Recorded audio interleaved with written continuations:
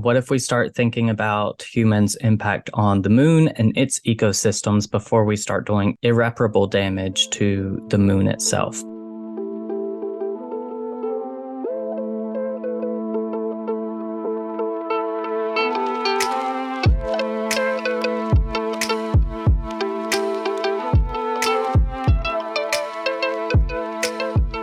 Anybody think of any taglines or anything? I always forget to think of them. I had actually thought of one, and then I cannot remember it now. I'm sure it was really good. It was great. It was amazing. Clayton came up with a really good one, but he forgot it. Insert clever tagline, and then that was it. It was. Yeah. Exactly. The tagline I'm imagining in my mind that you came up with. It's amazing. I'm not the same person. Well, do we want to dive in? Should we launch this discussion? But yeah, I mean, maybe just as a overview of the episode, the topic is space exploration / colonization, the idea of lunar Anthropocene, how public and private entities are working on space colonization and just like commercializing the experience of going out in space and the potential of creating life sustainable ecosystems on like the moon or Mars or wherever else we want to think about, and then just see where the conversation unfolds from there. So, Cody, what is the fucking Anthropocene? Because I see it everywhere. What is the fucking Anthropocene? Not just the Anthropocene. Okay. No. So basically, the Anthropocene is a proposed geological epoch. Epoch is a fancy word for time period. And so the geologists go into the whole thing called the geological time scale.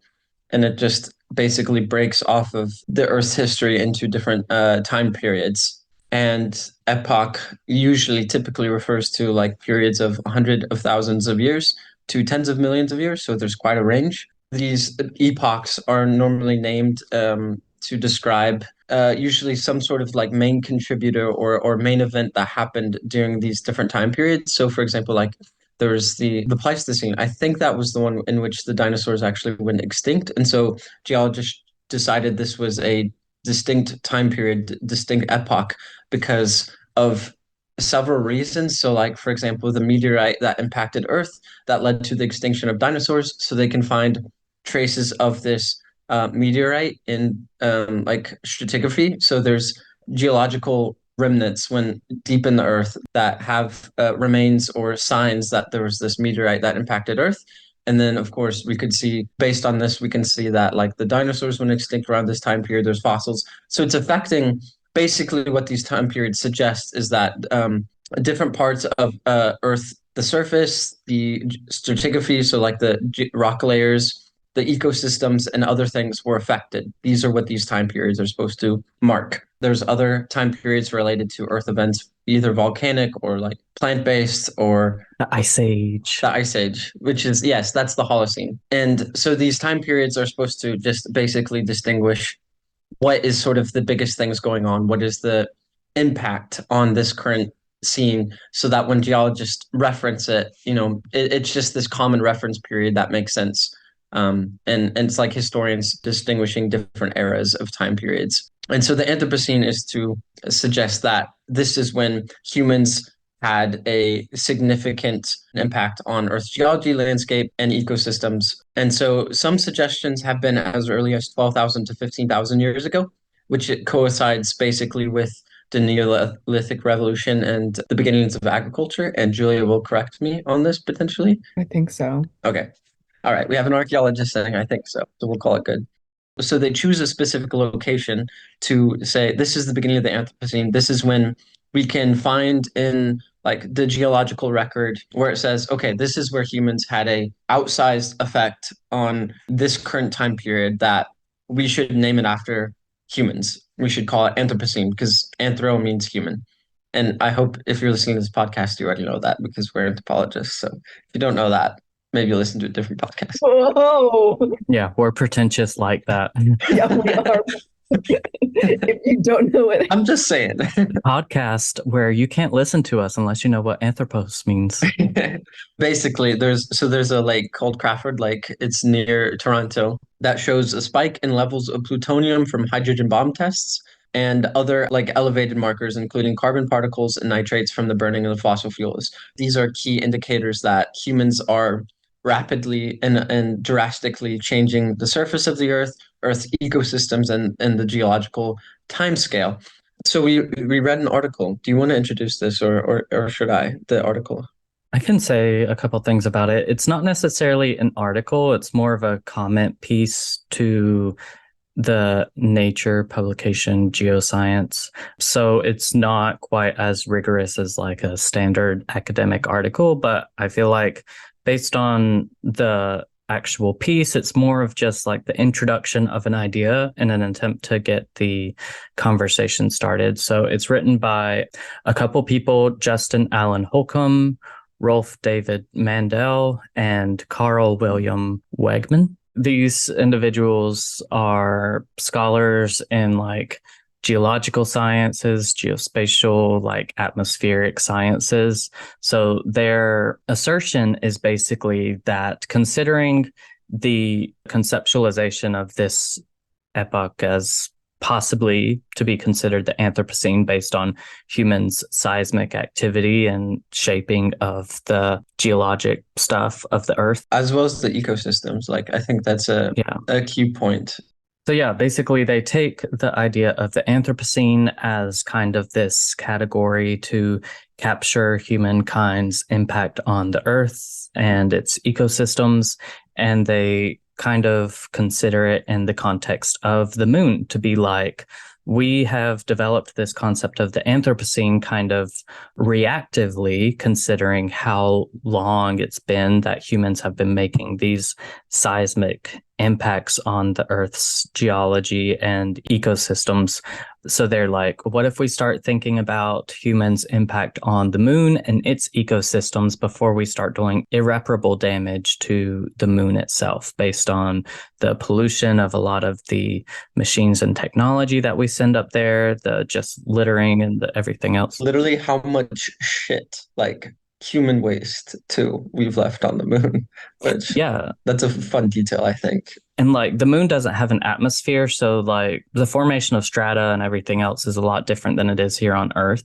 So one of the examples that they give, I believe, is that, you know, some of the things that occurred at the first landing on the moon are still like on the very top surface of the moon. And it's not something that just erodes or gets buried like it does here on Earth. So we have to be considering the impact that humans are making on the moon and the lasting change that this can lead to for the moon as a free-floating rock in space. Well, not necessarily free-floating, part of the whole ball and chain of our solar system. There's a thing called gravity. Yeah. Anyway, that's kind of what Peace is getting at in my quick overview of it. So basically they're basing this off of largely the craters that are left by human activity in terms of lunar module landings from the space probes, things like this, and also the waste and garbage left behind, because according to NASA, over 500,000 pounds of garbage from humans is left on the moon, which I think is astonishing number. Like, that's so much waste. And considering how expensive it is to launch mass into space and you know, land it on the moon and all of that. And I was just curious about this as well. So we've been to the humans have been to the moon 7 times, and 5 or 6 out of 7 of these trips, or at least there was 7 trips sent to the moon, and 6 out of 7 landed on the moon with humans. So this is, you know, this is just some context. Much like the Anthropocene for the Earth, the Anthropocene of the moon is of a very, very recent time scale, of a very recent time period, very, very tiny compared to past geological timescales for the moon. So the moon has 5 major divisions of time, and these are all based on meteoroid impacts and volcanism. Much like for the Anthropocene for the Earth, the Lunar Anthropocene would represent then, if it's accepted and allowed, a very shorter time period and quite a bit different justification for accepting this as a distinct time period as it is proposed. Like, I think there's a lot of merit to proposing it. And as Clayton said earlier, it's become so popular and so widely used that it's kind of hard to go back at this point. It's going to have some level of usage and has meaning associated with it with large sectors of society. And when I was digging into this, I think one of the best ways I heard it like characterized was as a charismatic meta category or a charismatic mega concept because it's charismatic as the in the sense of it's become very popular and a lot of people use it and it makes sense. I don't disagree in naming human impact on the earth and on the moon with these concepts, but there's a lot of reasons why the Anthropocene is perhaps misleading, and it could be named something else. A lot of decolonial and post-colonial scholars and other people such as Donna Haraway have expressed their reservations about this based on the fact that the Anthropocene means human. And so naming something the Anthropocene kind of designates that it might it's this universal category referring to all humans. Whereas, of course, when we think about the main things that the Anthropocene is associated with in common usage, and also basically in the original suggestions of the people who proposed it, is things like climate change, which, of course, the impacts and causes of climate change are not distributed anywhere near equally. So it's, of course, the global north countries, significantly the West, in other terms. So it's to say that the Anthropocene, to say that all humans caused these changes, and we can go back to the proposed time period and the proposed justifications for selecting this time period. They're all based in the West and the global North, right? Like fossil fuel burning, which is significantly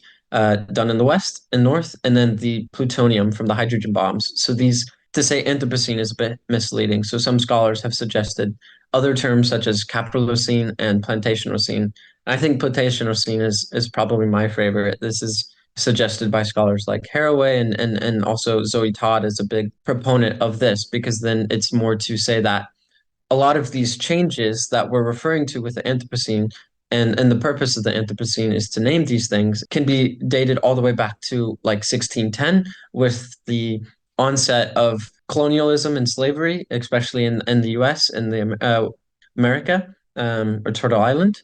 And so these are like to really name and blame the causes of these large scale changes to the Earth's ecosystems, geological layers, and things like this. And I think all this to say that I think this also translates to the designation of the Lunar Anthropocene, because as I suggested, there's only been 7 trips to the moon, 6 of which were successful, but this was by a very small segment of all of human society. So to call it the Lunar Anthropocene and suggest that it's, all of humans' legacy, I think it can be a bit short-sighted and misleading in common usage. Not that there's not any merit in distinguishing some time period, but I think that it can be slightly misleading. Part of it is like, of course, the oppositions to the Anthropocene is that it is also not only naming it the Anthropocene is misleading, but the sort of justification and way of designating this time period is based very much in like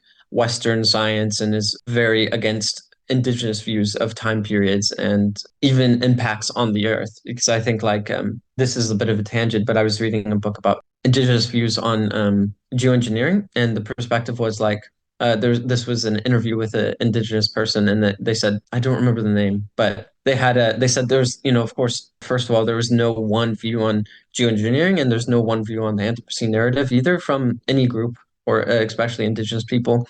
But they mentioned that, like, for example, indigenous people would say that they have been doing geoengineering for a long time because they have some indigenous people would say this because they've had a large impact on the Earth ecosystem, on interactions with the environment for a long time. So I think like we have to be very clear about what we mean by the Anthropocene. Are we talking about any sort of effect? Are we talking about positive effect?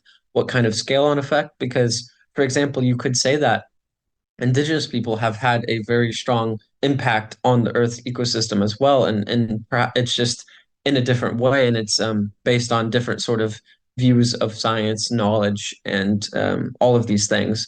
So Zoe Todd's perspective is Anthropocene for example, has become so popular. It has this usage of bringing together the humanities and the natural sciences.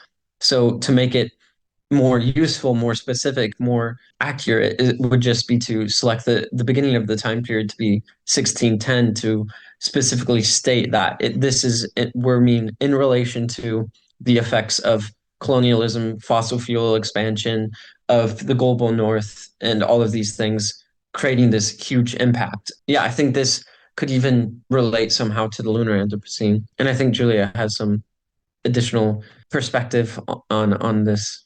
Yeah, we would not be doing our due diligence to discuss that, like, similar critiques of the creation of a lunar Anthropocene can be made about the moon as well. And I think, like, the recent case study that got sent on January 6th of this year that CNN talked about is kind of a good example of What a good date. what a great date. That date has no charged implications. My favorite date is April 15th because it's not too hot, not too cold. You can have just a light jacket.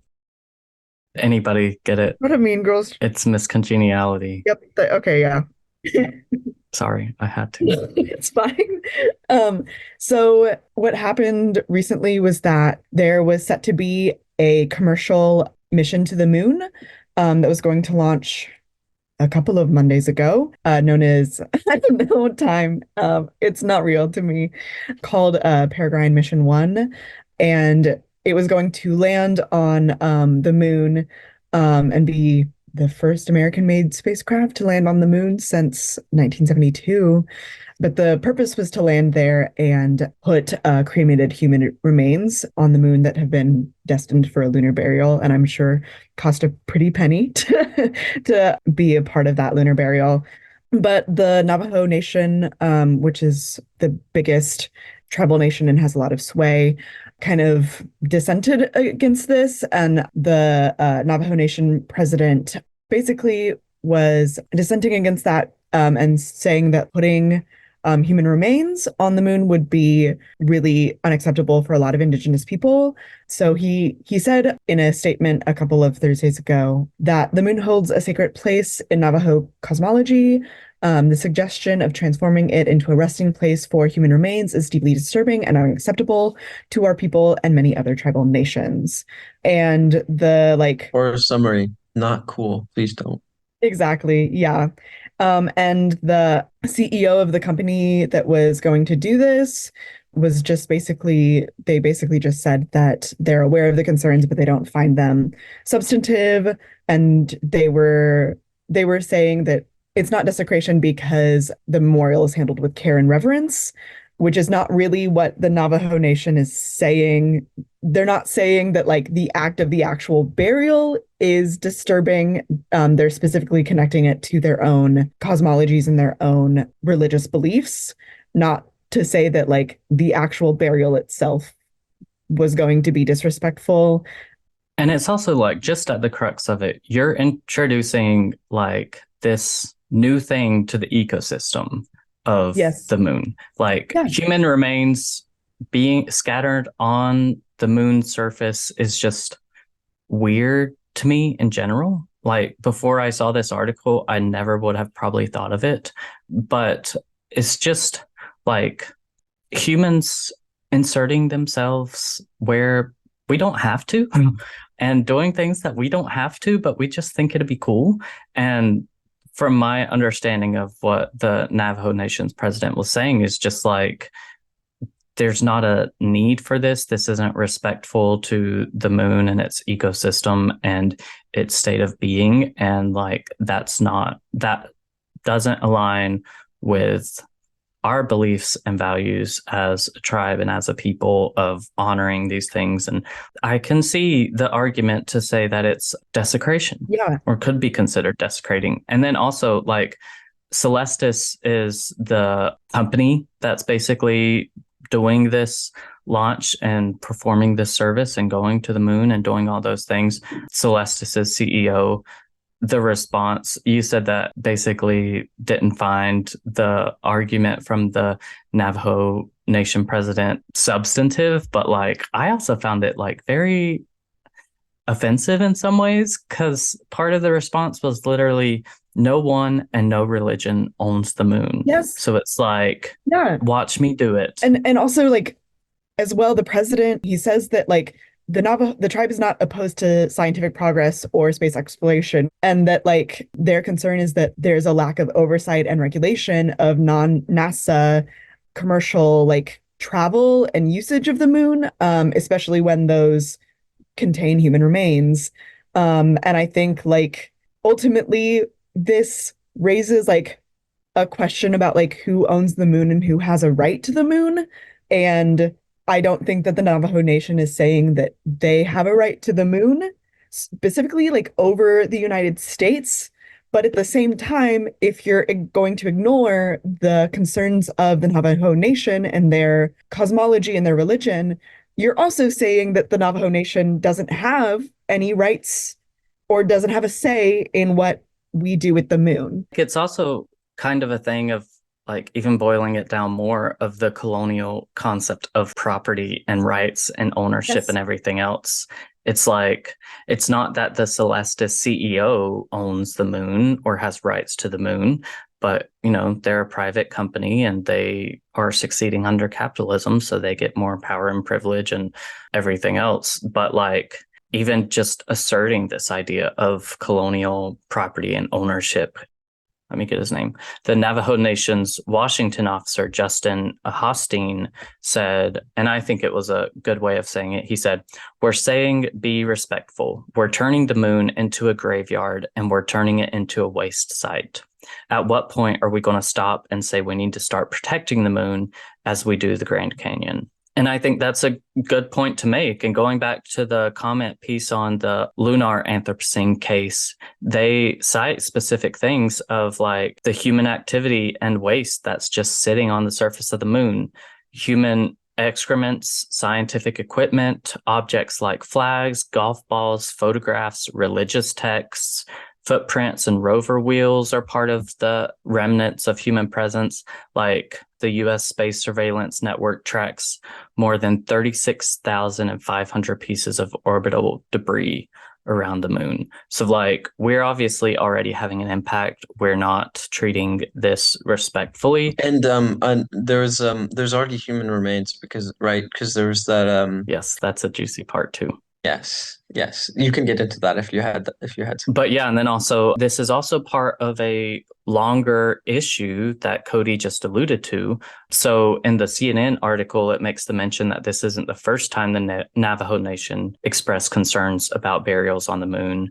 In a December letter to the NASA Administrator Bill Nelson and Transportation Secretary Pete Buttigieg, Nygren referred to NASA's Lunar Prospector mission in 1999, which deliberately crashed a spacecraft into the moon that carried the remains of a former astronaut. And then in response, NASA issued a formal apology, but they also promised consultation with tribes before authorizing any further missions carrying human remains to the moon.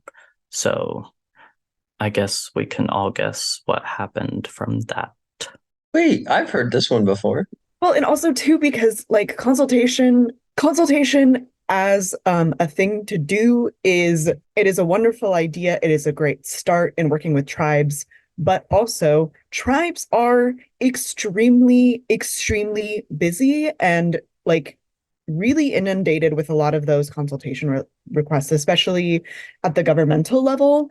And so it's just unrealistic. And what are you going to do? Are you going to contact every federally recognized tribe in the United States? And then also, again, you're going to ignore the non-federally recognized tribes, which the United States obviously does anyways, because they're not federally recognized tribes. It also like, I think it really, like this whole discussion really is just such an interesting way of looking at like settler colonialism and like the extents to which settler colonialism will still go and it will still continue. Yes, indigenous people are not occupying the moon, but the moon holds importance to them. The moon holds importance to a lot of people around the world. And yet the United States is saying we get a right to the moon because we landed on it first. And So then we get to put human remains on the moon, and we get to put all of this trash and this waste on the moon. And I also think it really ties in with climate change and a lot of the discussions that happen of like what happens when Euro Americans and like the industrial capitalism destroys our planet, like the extent that settler colonialism will still go to prevail as a system after we're like fucking up the planet and fucking up the land that we stole through settler colonialism.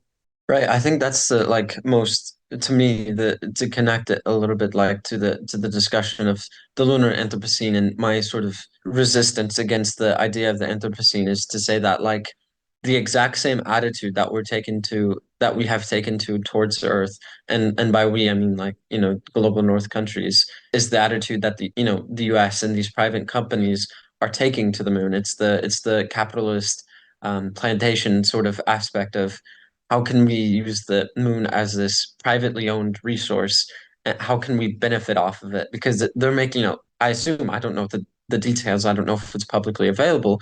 I assume the reason they're doing this private burials because they're making a lot of money off of it. And so like I would just say that like I think it makes sense to not repeat the same mistake that we did with the Anthropocene, because the intention behind it of saying, okay, humans have had this impact on the Earth, and to propose this as something that geologists and humanities and other fields can talk to each other and have sort of common terminology, I think it makes sense. But using the Anthropocene made it so universal. And so like the capitalist scene, or calling, our explorations of the moon and the early explorations of the moon are built on these same sort of logics, and our further expansion into the like solar system and universe. If you read any sci-fi novel, you read any Elon Musk tweet, anything like this, like clearly the logic is based on the same, oh fuck, we ruined the Earth. We might have to go to the Mars next. Oh, what maybe we can mine the moon for resources. And so calling it something more like the lunar capitalist scene, the lunar plantation scene, to really forward this logic, I think makes more sense to me if we think about what the purpose of naming these different timescales is. It's clearly not just a geological question. Nobody's really waiting for the geologist to approve the Anthropocene as a concept and say, okay, now we can start using it. It's already being used. So just before it becomes popular, before it becomes too late, as Clayton mentioned, I think we should use a different term to say, oh fuck, it's a certain segment of human population, and this is the attitude we're taking it. And we got to make those decisions fast because John Green already wrote the book. So, Yeah. I mean, I'm not necessarily worried about the terminology of whether it's Anthropocene, Capitalocene, Plantationocene, etc. Well, okay, I should, sorry, just to add, just as someone who's interested in like environmentalism and reads a lot of environmentalism literature, it's interesting to see on one hand the amount of times Anthropocene is mentioned uncritically, which frustrates me because people just throw it around and then like don't really unpack it and just say, oh, yes, we're living in the Anthropocene, and everybody knows that, and everybody knows exactly what that means. But we know words have power, so I think it's very like important to be very specific. And then on the other hand, when people suggest alternatives, like Plantationocene is perhaps the most popular and most widely accepted alternative, but there's also a bunch of other alternatives that are thrown around that haven't gained the same traction as Anthropocene because they haven't been, singularly popularized and invested in. I think words matter, but well, yeah, I agree. Obviously, they matter. It's just like I don't know that it would have the same, like, I don't know that that's what's going to push the masses, if that makes any sense. Like determining which word of scene would be better. I don't know that that's going to lead to the change that would likely need to happen and shifting conversations about like space colonization to a more complicated and nuanced position. But like, okay, so there's three things that I wanted to talk about. So I did look up Celestis and their memorial space flights and all the different packages that they sell. So how much is it? Not as much as I thought it would be, honestly. But it does, like, there are definitely a lot of caveats. So the packages, how much they cost? So from what I understand, I kind of want to guess. I think me and Julia should guess. Okay, yeah. Let's But guess. yeah, go ahead. Okay. Explain the packages first. Prices vary based on launch location and available events. The package costs and options are announced 4 to 8 weeks before launch. There's also the launch attendance package. There's keepsakes. There's optional memorabilia. So basically, they say, okay, we're going to give you the option to send remains to the moon. So there's like Earthrise, which is like taking the remains of a person on a spaceship and they go out into space and then come back. So it's just like the idea that this person's remains went into space for some point. Then there's also Earth Orbit, which the spacecraft orbits the Earth with the human remains in it. There is Luna, so that's to the moon. Trip 2. Yeah. And then Ego Trip 3 is... So then there's one to the moon, and then there's one to deep space. And there are like different services for the one to the moon of like scattering or just like storing it somewhere on the moon or whatever else. So lots of money if you want your remains to be scattered versus you want your remains to just... That's capitalism, baby. My God. Okay, so by scatter, how did they even do that? First of all, I want you to guess the volume of how much remains they actually take up there to quote unquote scatter in grams. I mean, Okay. Like how much would be like one individual and one? That was my first question. How many grams of one individual do they actually take up there to the moon to scatter? Oh, so they don't even take up the full individual. No. Oh, It's okay, capitalism, baby.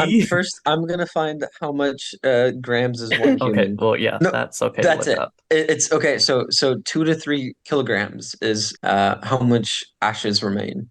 Okay. So I'm gonna say So that's 2,000 grams. I'm gonna say they take 50 grams. I think She's smiling. I think it's much lower. I think it's gonna be like Yeah.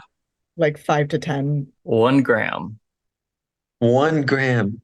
of human remains. Jesus. And how much does it cost? To take 1 gram of human remains up to the moon, it has to be millions of dollars. No? 100,000. No, see, this is what surprised me. Do you want to know? 10,000. $12,995 to take 1 gram of one human being up there. I feel like Okay. embalming costs more than that. What the?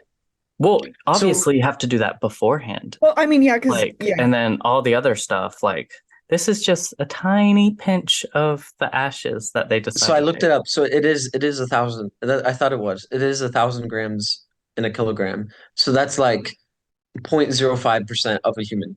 That's 0.05% of the human remains, which is already 3.5% of an average human's weight. But the thing is, they do offer discounts. So if you decide to do 2 grams, 1 gram for 2 different people, it's only $19,000.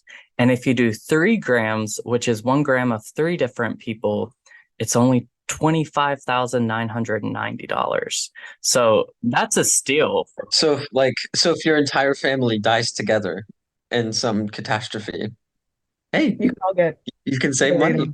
Yeah. I kind of wish that it was like a ridiculous amount of money so that I felt better about making fun of the people who get buried on the moon, because then they would be uber rich. Oh, I still don't feel bad about it. No, this is for the masses. This is for us plebeians. We all have the opportunity for the low price of almost $13,000. Oh, this is But okay. does This insurance cover that? Because I know insurance can cover the cost of funerals. Does it cover the cost? in most states, I can't just bury my fucking body in the earth without embalming it with fucking formaldehyde, which is so cancerous, or doing cremation, which is also not good for the earth. But you can put so much shit into the atmosphere if you just want to send your remains up to the moon, and the White House will allow it. But you can't actually just bury your body. Well, Julia, no one owns the moon. We can't just let you dictate humanity's space efforts, to paraphrase the CEO of Celestis. Humans used to get buried in the ground with no formaldehyde or embalming all the time. Bring me back to those days. So, in an interesting turn of events, the very night that we were recording this episode, it was announced that there was a mission failure for this Celestis mission. The Peregrine lander, which was carrying 70 deceased people's remains for a lunar burial, burned up, and so the mission was declared a failure. The Navajo Nation insisted that it never opposed the scientific exploration of space. Justin C. Hosteen, the organization's executive director, said, "While we are relieved that the Peregrine mission failure means that the lunar surface will not become a resting place for human remains, we recognize the disappointment and setbacks this represents for all those involved in the mission." And they said, "Our concerns are specific to the inclusion of human remains on missions intended for the moon, which we consider sacred." Celestis still vows to try this lunar burial again. So another thing that I wanted to mention comes from Chanda Prescott-Weinstein, a theoretical cosmologist and particle physicist. She's also studies in the Black feminist theory, focused on science and technology. So in one podcast that I was listening to before this, Prescott Weinstein says capitalism requires endless expansion to live. And so they need to feed the beast. And they're now planning to feed the moon to the beast. They're now planning to feed Mars to the beast. They're now planning to feed whatever asteroid they can get their hands on to the beast. This is capitalist destruction, moving off of Earth's surface into the solar system, deeper into the galaxy. And they also make the point that, like, instead of actually dealing with the white supremacist colonial exploitative destruction that we have caused on the earth, we're just basically trying to take the same thing somewhere else and see if it gives us different results. And even like in the midst of all this, we're still causing the same harms. So she mentions the technological materials needed for space flight rely on the violently colonial global mining industry. In Brazil, where the Amazon, a necessary part of our global ecosystem, is being burned to the ground, Black Brazilians are displaced from their land in order to expand a spaceport in Alcantara. In Indonesia, the indigenous Abrau clan Biak Island, hopefully I said that correctly, are facing the same fate. Meanwhile, peoples around the world are experiencing mass displacement, famine, and other tragedies because of the man-made technological advancement that drive climate change. So they go on to say, the only ethical way to space is through practices that sanctify life rather than stand on the backs of others, which is what billionaire space cowboys are doing when they refuse to care for the environment or to pay their workers fair wages or to pay their fair share of taxes. Or own Twitter and destroy Twitter. Well, yeah, this was written before. I know. I've been really pissed at the state of Twitter lately. Oh, it's so bad. It's so bad. I hate when I click on a video and I can only watch 5 seconds and then it starts over because Elon ruined fucking videos. I don't understand anything about technology. I don't understand how that even happens. But yeah, I mean, to even take this seriously, I mean, one example has been the how do you say this? Menage a trois? No. Oh my God. Mauna Kea Observatory. Mauna Kea, I think. Mauna Kea Observatory in Hawaii, that like just to even do any of this astronomy scientific work, it requires colonization and exploitation and dispossession, like, and the desecration of sacred sites and culturally meaningful places. Yeah, that's why I prefer astrology to astronomy, because it doesn't require any of those things. Yeah, exactly. And then I also wanted to mention, since Elon Musk was brought up, Elon Musk is probably one of the most determining individuals in this entire thing, which is very frustrating, but that means that we can also shit on Elon Musk even more, which is one of our favorite things to do. So you can't see me. I'm celebrating so hard right now. It's wild because even the New York Times recently, they said the White House may condemn Musk, which was over the anti-Semitic things that Musk was sharing and saying a lot. But the headline of the actual piece was, "The White House may condemn Musk, but the government is addicted to him." And the article says the federal government has no viable way to break up with Mr. Musk, at least as long as the United States decides it is going to continue space exploration and deter its biggest superpower rivals. It needs him and his rockets and his satellites more than ever before. And then, like, NASA, the federal government, all these different entities have so many contracts and agreements with SpaceX and Elon Musk and what is it, like Spacelight or something, that provides internet and different things like satellite internet. Starlink. Is it Starlink? Or I think it's something. Something like, yeah, it's Starlink. Yeah. I know my Starlink. Elon Musk stuff. Yeah, it's Starlink.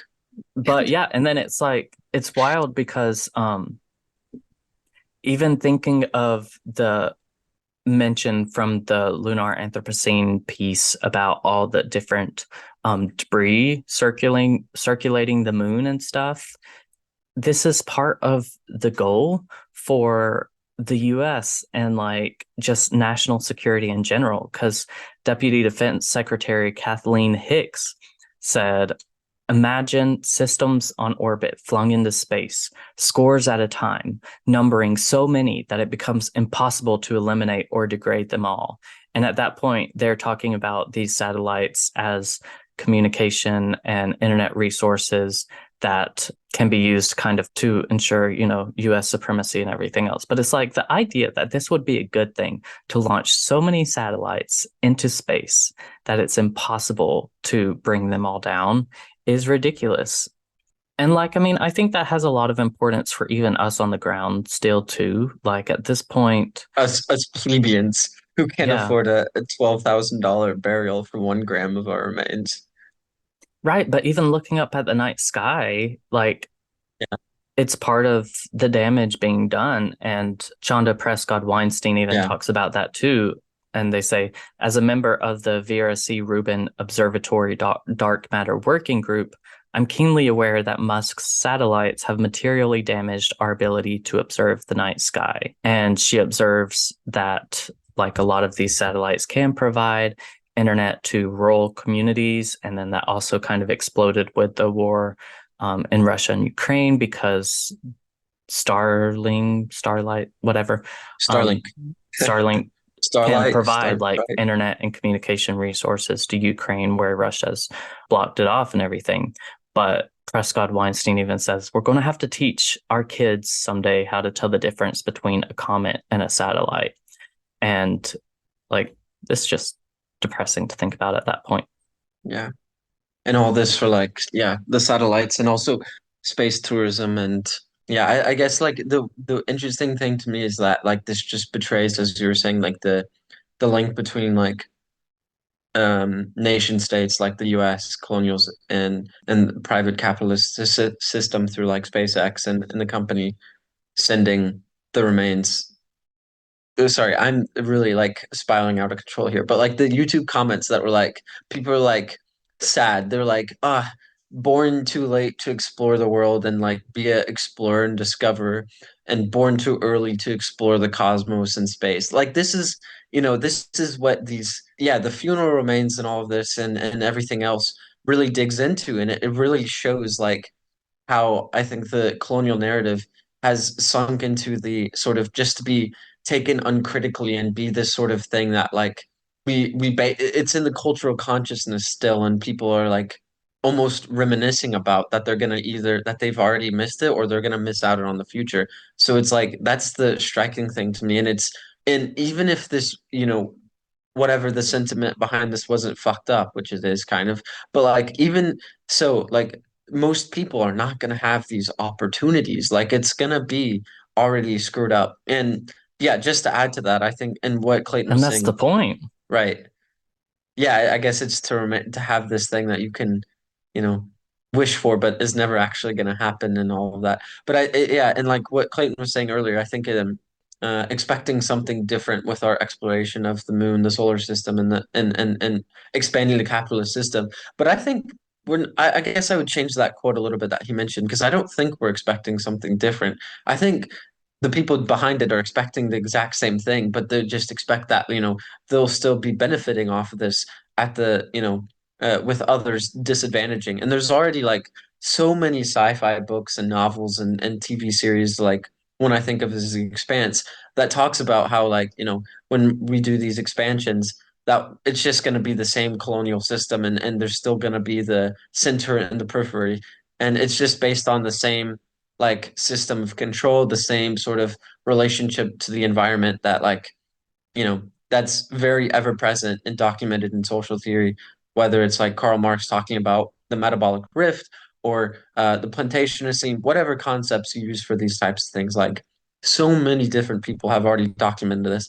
So I don't think it's, necessarily, yeah, it's just, and they've extrapolated this and to say that, like, anytime we still base a system on capitalism, no matter where we expand, and capitalism has to expand, that's the idea of capitalism. It's a growth system, and it seeks to overcome its own limits.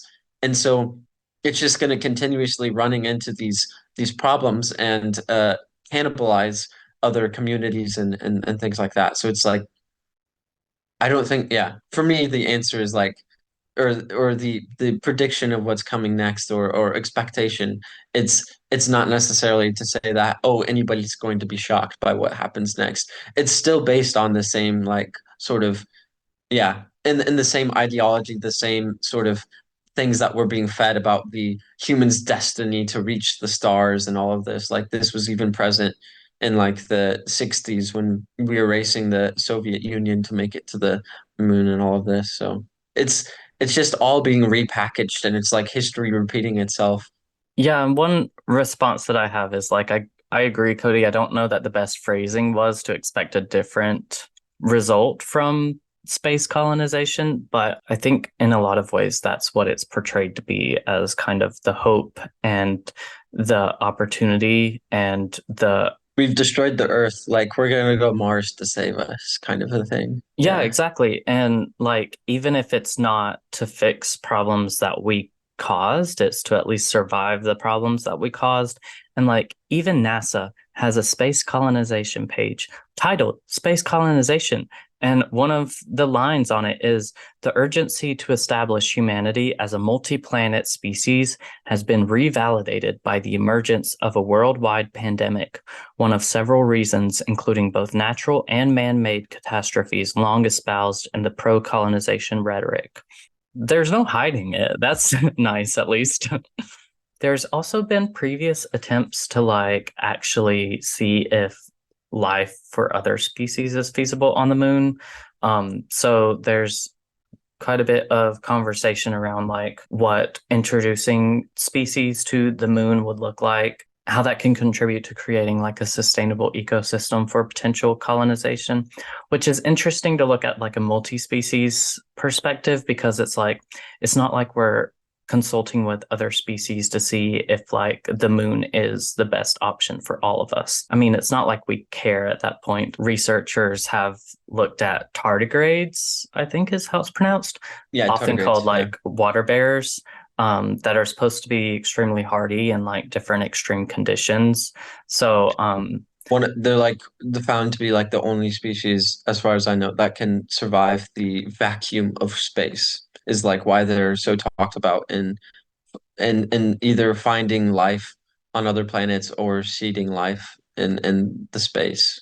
yeah, so like they actually have gone through space before and survived the vacuum of space and reproduced without any negative side effects during space flight. And there are tardigrades on the moon right now from a 2019 crash landing. They're either dehydrated or dead, or, but And I think I also looked into this, and I think it's very uh timely to mention that this was an Israeli spacecraft colonizing the moon. This is kind of like an unrelated tangent. It is related, but Hot topic. yeah, for the Indigenous archaeology course this week, we had Patrick Wolf's article about settler colonialism, which like at the end talks about the whole point of it is to like parse between settler colonialism and genocide, and then at the end like talk about how like settler colonialism is a system and it is slow, and we like can recognize the signs, and that we're seeing that with Israel, and because it's slow and we can recognize the signs, we can like intervene before it gets too late. And I just thought that that was really like poignant and sad to read at this current moment. So Yeah, that can get I think cut. it's important to clarify that technically spilling tardigrades across the moon is legal according to the Outer Space Treaty. Well, yeah, because nobody owns the moon, so you can't stop them. No religion owns the moon. It only bans weapons and experiments or tools that could interfere with other missions. So Specific US missions, like that's the US regulations. They don't care about other things, just if it compromises US missions. One thing that I did want to mention, going back to Chonda Prescott Weinstein, one thing that she talks about in one of her articles is about non-military reasons of going out into space and how that has captivated different communities' imaginations in a lot of ways. So she talks about how it's been a feature of like how space exploration has been a feature of Black freedom dreams in a lot of different ways. So she references Nikki Giovanni's Make Me Rain poems and prose, which talks about how the Black child can kind of escape to space and how it kind of features as a persistent refrain throughout the poetry. And so Prescott Weinstein talks about how, it's a struggle to remember that such a liberatory view of space can exist beyond the modern nationalist and capitalist space race that cynically co-opts humanist visions of journeys into space.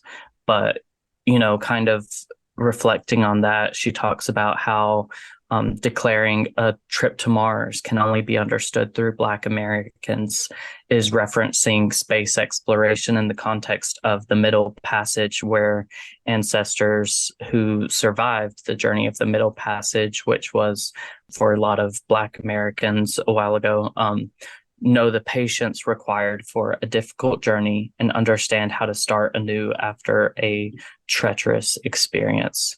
So I just wanted to bring that up and an example of how, there are some really negative potential and, realities to the colonial exploitation of space as like a final frontier or like our final hope for existence and survival. But like space exploration and such has also been a source of hope and like the imaginary space of different communities, and also kind of going back to the value and the sanctity and sacredness of like the night sky and the moon and the solar system and celestial bodies, and how, important that is to be able to just look up and see the natural universe and not a web of satellites that Elon Musk ejaculated into the solar system. Not Yeah, ejaculated.